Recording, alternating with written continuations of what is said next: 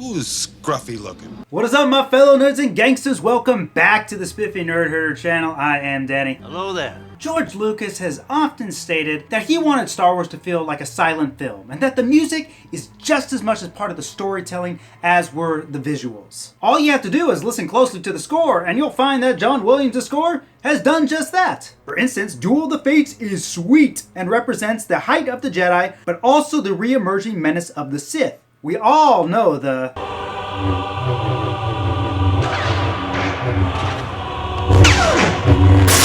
which is the language Sanskrit, and it means, under the tongue root, a dreaded fight, while another rages behind the head. So it hints at an internal struggle, something bigger than what is physical, which then is hinted at every other time that we hear those lyrics throughout The Phantom Menace.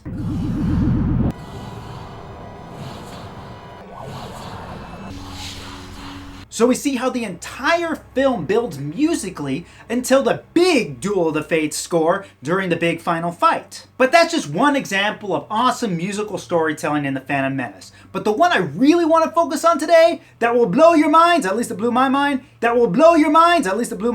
is Darth Sidious and his theme. What is it? The Emperor's theme was made famous in Return of the Jedi.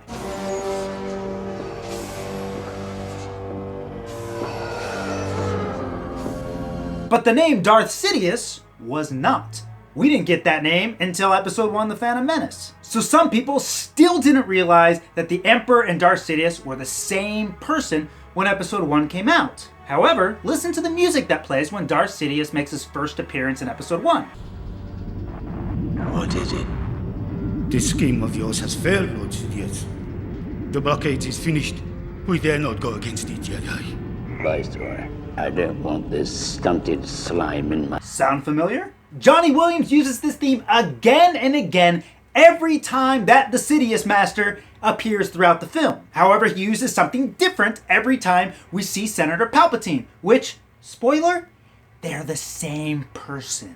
A surprise, to be sure, but a welcome one. Obviously, George and Johnny Boy wanted us to know that the Emperor and Sidious were the same person, but they did not want us to know that Palpatine and Sidious were the same person. You're the Sith Lord. However, they did tell us, and in plain sight.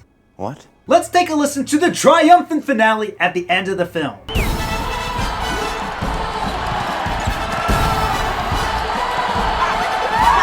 Did you hear it? No. Let's isolate the music that the kids are singing.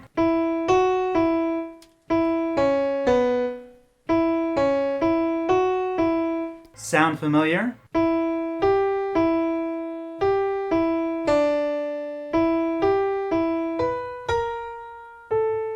It's basically the Emperor's theme being played in a major key rather than a minor key as it's usually played. So John Williams here is telling us something amazing just with music. He is showing us this grand celebration where people are celebrating the unification of two peoples and that their friend has been elected to the chancellorship. However, he is also telling us musically, by using the same theme of the Emperor, that they are celebrating their impending doom at the hands of a Sith Lord, their future Emperor, the true Phantom Menace. Blow your mind? Themes in films are often very overt. However, sometimes, like this one, they can be subtle. And they can be so subtle that you don't even notice, yet it may register only subconsciously. Now you probably don't want to give themes to every single character or every single moment in your film, then no themes mean anything. But it's often a good idea to give themes to maybe your protagonist and antagonist, or even a big idea in the film. For instance, The Force has its own theme.